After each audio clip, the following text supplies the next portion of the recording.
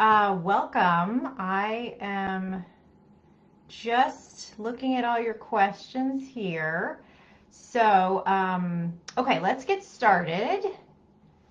Thank you for joining me. I am Dr. Garcia Webb. I am a board certified physician in internal medicine, lifestyle medicine, and obesity medicine. And today I'm going live to answer your weight related or weight medicine questions. I can't answer personal medical questions, but I can answer other medical questions. So give me what you got and I'll try to get to as many as I can. I've got a list of questions people have sent in ahead of time. And we'll see how far we get. If you are new here, welcome. I am a concierge weight medicine doctor in the Boston area. I help patients with combine internal medicine, lifestyle medicine, and obesity medicine with the power of life coaching to help patients lose weight effectively and sustainably. And for those people who are outside of Massachusetts, I also do life coaching with regards to goal setting and habit formation. So if you want to hear more, I'll leave info down below.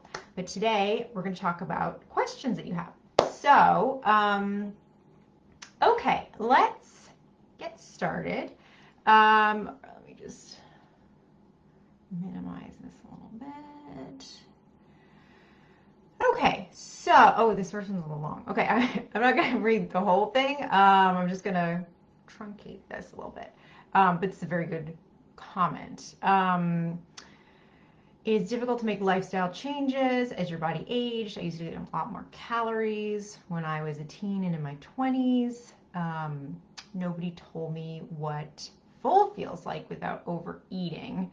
And my metabolism crashed in my 30s. I tend to eat a lot less calories now, and I can't imagine how out of control I would be if I hadn't learned what my body needed. Okay, yes, I think what this comment is getting at is the very important distinction between stomach hunger and mind hunger, because truly our actual physiological hunger and satiety, there's only one place it comes from, and that's our stomach. Our stomach really controls the hunger signals.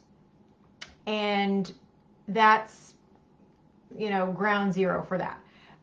But we have a lot of other inputs into our appetite, right? Looking at things, smelling things, all these other sensations that can make us think, oh, this looks good, oh, I want to eat that. But it doesn't necessarily link up with our hunger. So I think that's a really important thing that I work with patients on a lot, is like, do you even know if you're hungry or if you're full? Because the mind hunger is always on. The mind hunger 24/7, it's, that expression of like your eyes are bigger than your stomach. Like that's what that means, is the rest of your body, your sensory inputs are always looking for things, right? But it doesn't necessarily match up with how full your stomach is. So that's a really important thing that I definitely dig in with patients a lot. Okay, so, this is another, these are really good comments. Nobody will truly understand what it's like to be overweight despite trying your hardest. It's very hard to say no all the time. I ended up trying Saxenda and it was a game changer. I don't think about food all the time anymore, and I don't feel hungry all the time anymore. Yeah, that's a big part of how the GLP-1 agonists work. So Saxenda is also liraglutide, which is also Victoza when it's approved for diabetes. And that's the first GLP-1 agonist that was approved by the FDA, was Victoza for diabetes, and then later approved for weight as Saxenda. And then Semaglutide came out, which is Wegovy and Ozempic, and now Tirzepatide came out too.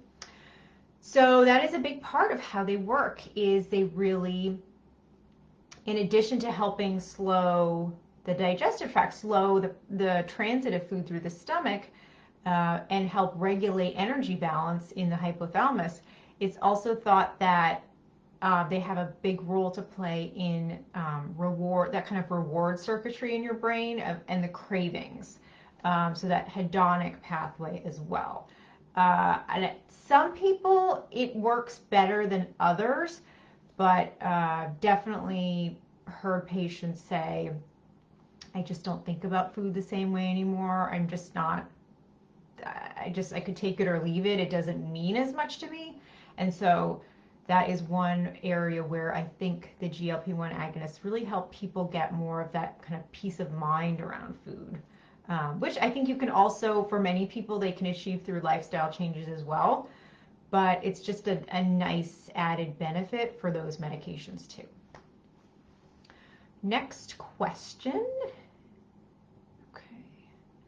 Some of these actually, some of you commented on before on my videos, and I want to bring them back up because I think they were really good points, and I don't think everybody saw them. So I've been taking Mounjaro for 8 months, dieting for a year now. I've lost weight. Blue Cross Blue Shield does not cover this. I'm paying out of pocket, and I can see myself going broke eventually to stay on Mounjaro. I cannot gain this weight back. Yeah, 100%, I hear you. It is, these are lifelong medications, and so that is the particularly devastating part of it when insurance won't cover it, because it can be, over $1,000 a month for some people, and it's ridiculous. Medicare doesn't pay for it, Medicaid doesn't pay for it. It's a big problem, especially when we have such a large part of our population in the United States that could really benefit from these medications. It is very disappointing that it's not covered for many people. Now, I will also say that it's a bit of a moving target because the formularies for insurance are changing. A lot of new medications have gotten approved in the last, since 2017. So, and there's going to be some generics coming out in terms of liraglutide will be generic soon, hopefully this summer. So I think that will also change pricing somewhat, but I hear you, it is really difficult, and I know there is some legislation that is in the works in terms of at least getting Medicare to pay for this. So stay tuned. Hopefully we'll have more news on that. But yeah, I hear you. It's awful. I am talking to insurance companies every day. That's the nice thing about my practice is I can spend a lot of time doing this for people. But if some people can't, and they don't make it easy. I'll just say that. They really don't make it easy. Okay. In terms of Mounjaro, I'd be interested to see how this new medication compares to Semaglutide along the lines of cost availability. Yeah. Okay. So, I think it's about the same. Out of pocket, they're about $1,000. Sometimes it's like $1,300 for patients. I don't think there's that much of a difference now. I think it really depends on coupons that you can find, pharmacies that you're going to. I just tell patients to be really persistent because you never know when you might find a great coupon. I've definitely had patients who can get like $500 off. That's a significant difference. And so it goes from being, these are for the out-of-pocket costs, something that, is just definitely not sustainable for them to something that is, maybe a little bit more manageable on a monthly basis. So, yeah, I have not seen a huge difference yet. The big difference will be when things go generic, or when Medicare covers more of this. So what type of doctor should I see to get on Mounjaro? Should I see a specialist? Oh, that is a great question. So I think for think you want to see a physician who has some familiarity with it. Now, whether that is your primary care doctor or an obesity medicine specialist or an endocrinologist, is really up to you. But I would just ask, how many patients do you see? Do you have a lot of experience with these types of medications? I think as time goes by, more and more primary care docs are going to be more familiar with these medications, and I think that's a great thing because I think the demand is so overwhelming, and so I think in a year or two, I know a lot of primary care doctors now are pretty up to date with this, but some are less comfortable. And so if your primary care doctor is not as comfortable with it, then I would definitely try to see an obesity medicine physician if you can. Yeah, see a doctor if it's your PCP or a specialist. But yeah, just somebody who's really comfortable with it. And also you want somebody who knows alternatives, because like we were just talking about, sometimes we don't always get patients approved first time around.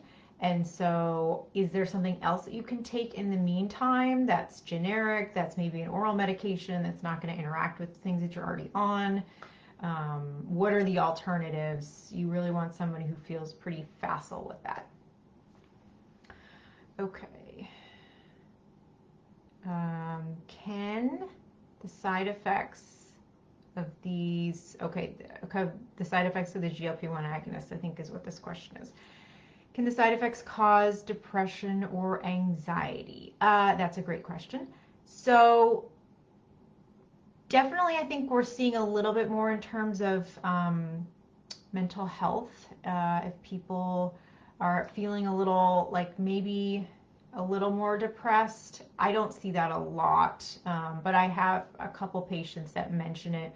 I've definitely haven't really had anybody with significant mental health side effects from this. And if anything, I would say patients who are on these medications, their mental health improves a lot because they're losing weight, they're able to do more, they can see the numbers going down. So I think overall it's really beneficial, but there's always the outliers, and so it's just something to be aware of. But I don't think I prescribe this all the time, and I'm checking in with people all the time, and they would definitely let me know if they were feeling mentally off. And I don't hear a lot of this in my clinic. So I think time will tell, but it's not a huge concern for me. If I had somebody who had serious, severe mental health issues, like hospitalized for suicidal ideation or things like that, it's definitely a longer conversation I would have with them, but it's definitely not at the top of the list of side effects that I have seen patients experience. Next question. Let's see. This is a question about sertraline and GLP-1s. I feel like the Zoloft has done more damage than good overall. Yeah, yes. So this is with regards to some medications that can interfere with your weight. There are definitely some medications that fight even the strongest medication. So I have a patient on Mounjaro who's on a couple other medications, gabapentin and a TCA, a tricyclic antidepressant for some nerve-related issues. And really, I think that's really impacted the amount of weight. They still lost a little bit of weight, but it's they really didn't move the needle much with Ozempic, and then the Mounjaro, they've lost some weight, but definitely not within the range of what we would normally expect for them. So you definitely want to, that's another great reason to see a physician who has some experience with this, because You really want to go through that medication list with them and make sure there's nothing that's going to interfere. And if there is, that's another conversation in terms of do you need to be on this? Is this something you want to wean off of? Is this a medication that you love and you never want to go off of? These are all, everything's on the table. You just want to know what your options are. So that's a good thing to go over for sure. Okay. I want to gain weight. Which medicine is good? Okay. That is, I wouldn't do any medicine to gain weight. I would do lifestyle stuff to gain weight. I'm guessing this question is about like gaining muscle. Feel free to send me details on this, but if you want to gain weight, and I'm not going to answer this personally for this person, but I would say in general for patients that are looking to like bulk up, that's really something that I would steer more towards like a trainer, a gym. I don't really think supplements are a great idea. That's such an unregulated set of circumstances. I think you can get in a lot of trouble. I think it's really about eating lots of produce, good sources of protein, hitting the gym, finding a trainer that you really like. That's the route I would go down. I don't love keto because I see everybody's cholesterol go sky high, but I would definitely steer more towards the lifestyle track if you're interested in gaining weight. And of course, there are people who like medically need to gain weight. Usually that's because of some really serious chronic medical issue, and that would not be, here is not really the place for that discussion. But yeah, I think find a trainer. And I wouldn't start any medication or supplement for that. So, okay, I think that's going to do it for today. Thank you so much for watching. Let me know what questions you have. I'll do it again next week. And thanks again for watching.